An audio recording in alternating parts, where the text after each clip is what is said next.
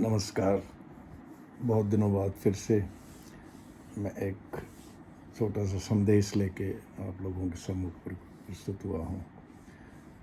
जैसे जितने भी गैजेट होते हैं उन सब का एक मैनुअल होता है, जिससे उस गैजेट को ऑपरेट करने का सारा तरीका, सही ढंग से उसको चलाने का तरीका, ख़राब हो जाए तो उसमें कैसे उसको ठीक करें, सब टेक्निक उसमें दी होती है। इसी प्रकार हम मनुष्य जो हैं, इसको भी एक गैजेट समझ लिया जाए, जो जीता जागता एक गैजेट है।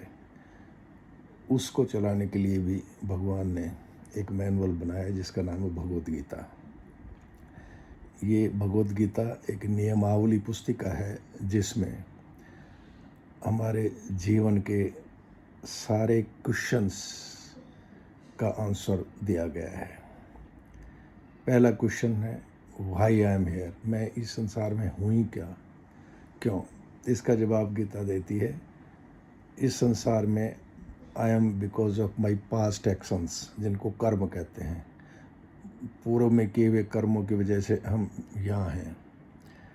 इसी तरह से हमारे आज के प्रेजेंट कर्म जो है वो हमारे फ्यूचर को डिसाइड करेंगे कि हम फ्यूचर में क्या होंगे, या अगले जन्म में जो मानते हैं उसमें क्या होंगे। क्योंकि हम जो भगवत गीता को या इस धर्म को मानता है, हिंदू धर्म को मानता है, वो पुनर्जन्म को भी मानता है। इसलिए जो आज अब का जो हमारा एक्शन है प्रेजेंट का, वो हमारे अगले जन्म को डिसाइड करेगा कि हम क्या होंगे, कहाँ होंगे। अब क्वेश्चन आता है कि हम इस संसार में हम सफरिंग देखते हैं, कभी कोई बीमारी है, कभी कुछ आपदा है, कभी ये है वो है, सब लोग सफ़र भी करते हैं। तो ये सफरिंग क्यों होती लाइफ में? इस सफरिंग का कारण भगवत गीता ये हमारी मैनुअल है, जो नियमावली पुस्तिका, इसमें बताया गया है। Suffering is caused by attachment to the external world. जो मटेरियल वर्ल्ड है उसमें से हमारा अटैचमेंट है। एंड हम जो है mistakably believe that it is the external world is the source of my happiness, जिसमें कभी मटेरियल ये चीज़ मिल गई, कभी वो मिल, थोड़े समय के लिए थोड़ा ऐसा हैप्पीनेस मिल जाती है। उस हैप्पीनेस को हम ये समझ लेते हैं। इस तरह से एक्सटर्नल वर्ल्ड को हम अपना सोर्स ऑफ हैप्पीनेस समझते हैं। हमारी ट्रू नेचर हम नहीं समझते, और हमारा रिलेशनशिप विद दैट गॉड हम नहीं समझते। जब तक हम वो नहीं समझेंगे तब तक हम आनंदित या खुशी भी नहीं रह सकते। We can be happy by understanding our true nature and our relationship to God. Who am I? अगला क्वेश्चन पैदा होता है, हु एम आई?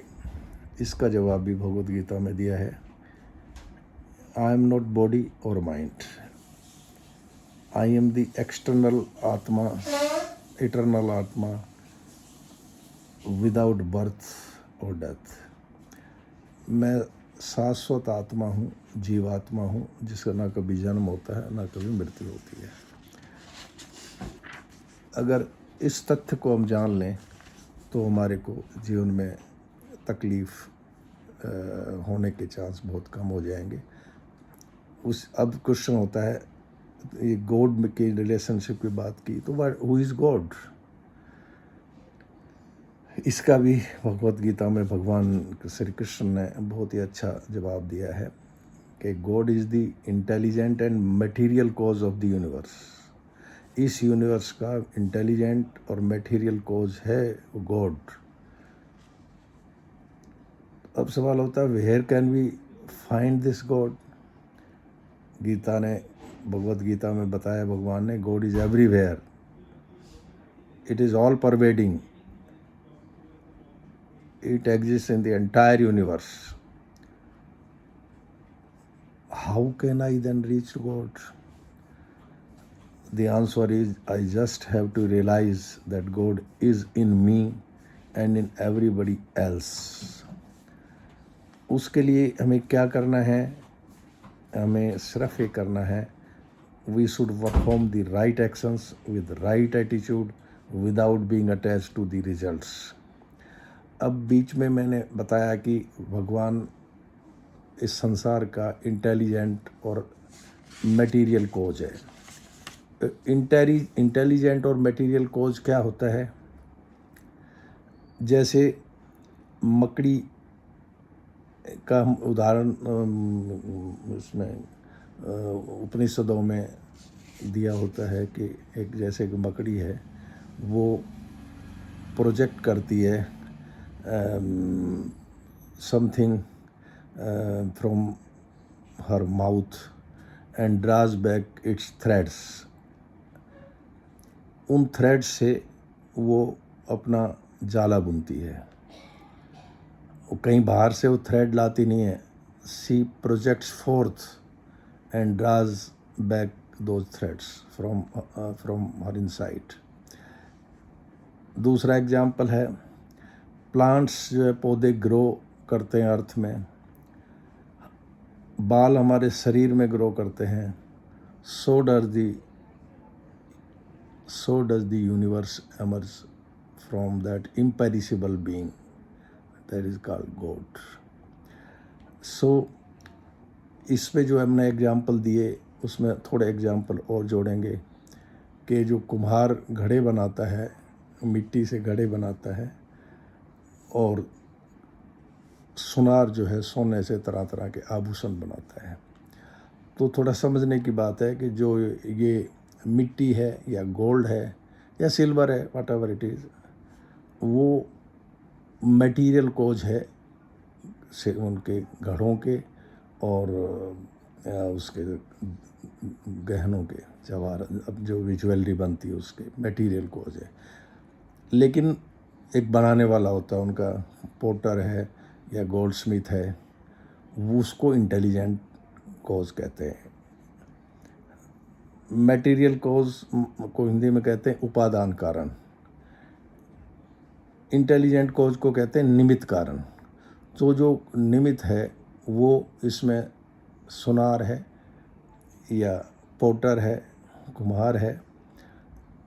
लेकिन हमने अभी एक मकड़ी का उदाहरण दिया. अभी मकड़ी के केस में वो खुद ही अपने अंदर से मटेरियल निकालती है जिसको थ्रेड के रूप में और जाले बनाती है, और उन जालों को बनाने की बुद्धि भी उसी में ही है, आर्ट भी उसी में ही है.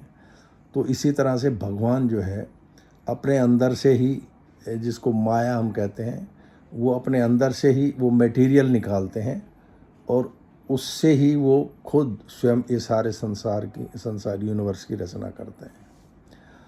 तो वेदों में इस बात को बहुत ही अच्छी तरह से समझाया गया है.